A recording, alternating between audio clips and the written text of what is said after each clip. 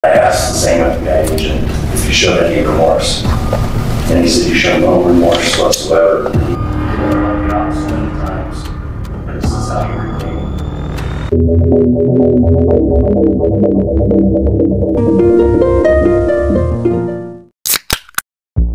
Hello everyone, welcome back to channel Weekly Crime Stories yang akan membahas kisah-kisah kriminal nyata yang penuh misteri. Bagi kalian yang menyukai kisah kriminal penuh misteri, jangan lupa klik tombol lonceng di bawah, subscribe channel ini agar kalian tidak terlewat kisah yang penuh misteri berikutnya.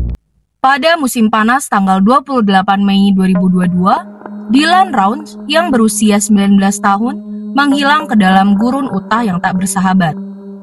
Hilangnya Dylan menandai awal dari misteri yang menyayat hati dan akan terpecahkan setelah 2 tahun yang penuh penderitaan. Kasus ini mencapai klimaksnya pada tanggal 15 Mei tahun 2024. Ketika James Brenner, orang yang bertanggung jawab atas akhir tragis Dylan, mengaku bersalah atas pembunuhan di pengadilan distrik pertama Brigham City, Utah. Dylan Rounds adalah seorang pemuda dengan tujuan tunggal dan ambisi yang luar biasa. Lahir pada tahun 2003, ia menghabiskan tahun-tahun remajanya dengan impian menjadi petani. Pada musim semi tahun 2022, Dylan telah membuat kemajuan signifikan menuju impian itu. Setelah membeli ratusan hektar tanah gurun terpencil, ibunya, Candice Cooley, menggambarkan sosok Dylan dan ambisinya. Dylan sedang membangun hidupnya. Impiannya seumur hidup adalah memiliki peternakan sendiri. Dia melakukan semuanya, mengolah dan mengembangkan tanah, mengamankan hak airnya, dan akhirnya melihat tanaman-tanamannya mulai tumbuh. Ujar Candice Cooley. Namun, impian itu berakhir dengan kejam ketika Dylan menghilang. Pada hari yang naas itu, Dylan terakhir kali berbicara dengan neneknya, memberitahunya bahwa dia sedang bekerja di peternakan.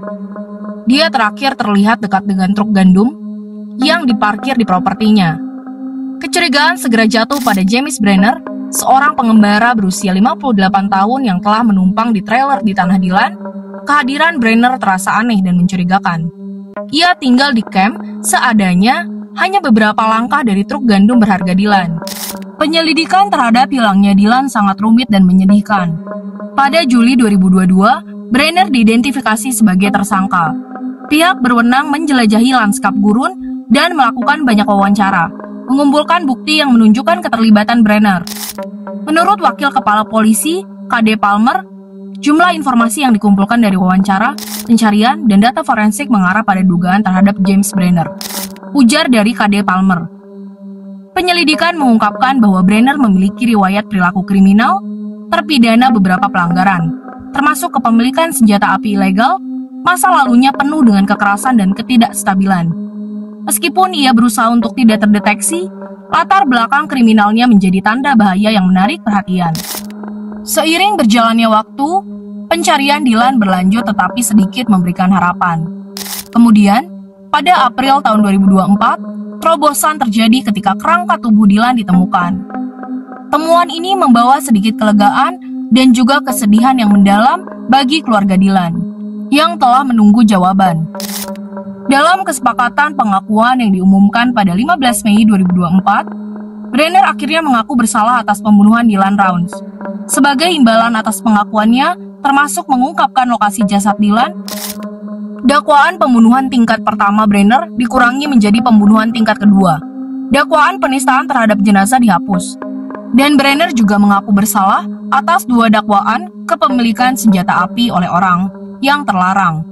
Kesepakatan ini memungkinkan Brenner menghindari hukuman mati, tetapi memerlukan dia menjalani hukuman penjara secara berurutan.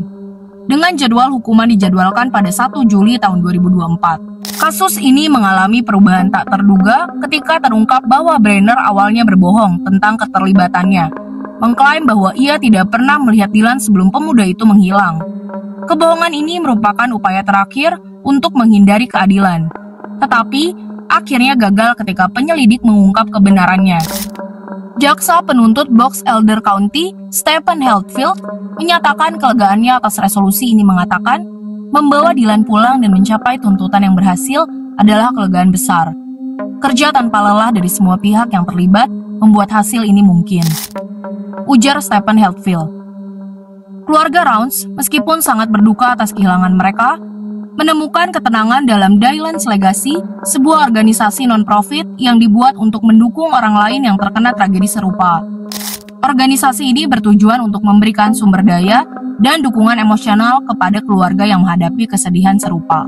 Dari kisah ini, saat proses pengadilan berlangsung dan proses hukum berlanjut, kisah cerita dari Dylan Rounds menjadi pengingat yang jelas tentang dampak kekerasan dan kekuatan dari mereka yang berjuang untuk keadilan.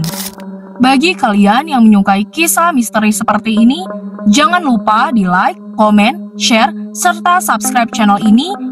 Dan untuk penonton setia Weekly Crime Stories, serta komentator setia Weekly Crime Stories, terima kasih kalian telah membantu Weekly Crime Stories menjadi lebih baik lagi. Terima kasih.